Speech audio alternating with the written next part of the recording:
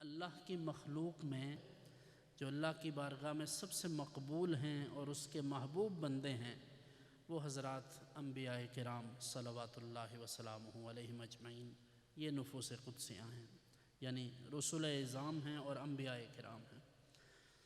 اب ان انبیاء کرام علیہم السلام کے معاملات یہ ہیں، اور یہ اس مالک کریم کی حکمت ہے۔ میں اکثر کہا کرتا ہوں کہ ہمیں بعض اوقات دوست احباب اپنے مسائل، اپنی باتیں، شکایات، گھریلو معاملات بتاتے ہیں، اور پھر بسا اوقات شکوے کی سینس میں کہتے ہیں کہ جی ہمارے حالات ہی اچھے نہیں ہوتے۔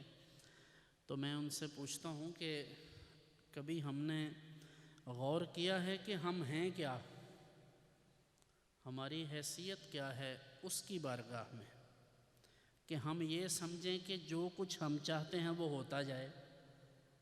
اب سوچئے اور غور کیجئے، میں حضرت جناب سیدنا موسیٰ علیہ السلام کی بات عرض کرتا ہوں۔ سورہ قصص دیکھیے اٹھا کر، دیگر انبیاء کے بھی تذکرے پڑھ لیجئے، قرآن کریم میں بھی، دیگر کتب میں بھی موجود ہیں۔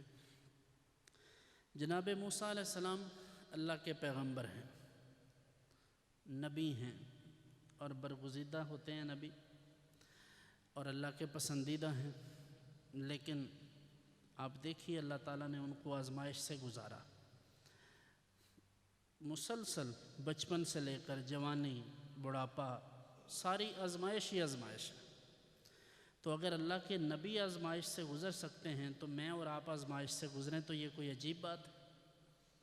اس لیے ہمیں اس حوالے سے دیکھنا چاہیے کہ اللہ کے برگزیدہ لوگ اگر آزمائش میں ہیں تو ہمیں اللہ کا شکر ادا کرنا چاہیے اور صبر کرنا چاہیے۔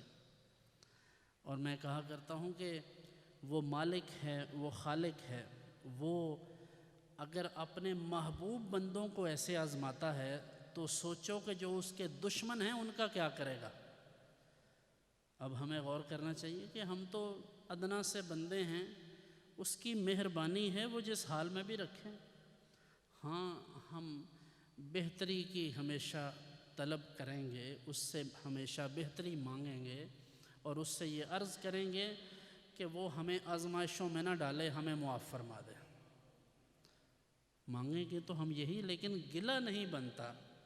گلہ شکوہ تو ان محبوب بندوں نے نہیں کیا جن کی وقت اور جن کی حیثیت اس کی بارگاہ میں ایسی ہے کہ وہ اگر کسی بات پر عرض کر دیں تو وہ مالک کریم ان کی بات ٹالتا نہیں بلکہ پوری کر دیتا ہے۔ لیکن میں اور آپ اس سطح پر نہیں ہیں کہ ہم یہ سوچیں کہ یہ کیوں ہو گیا، وہ کیوں ہو گیا۔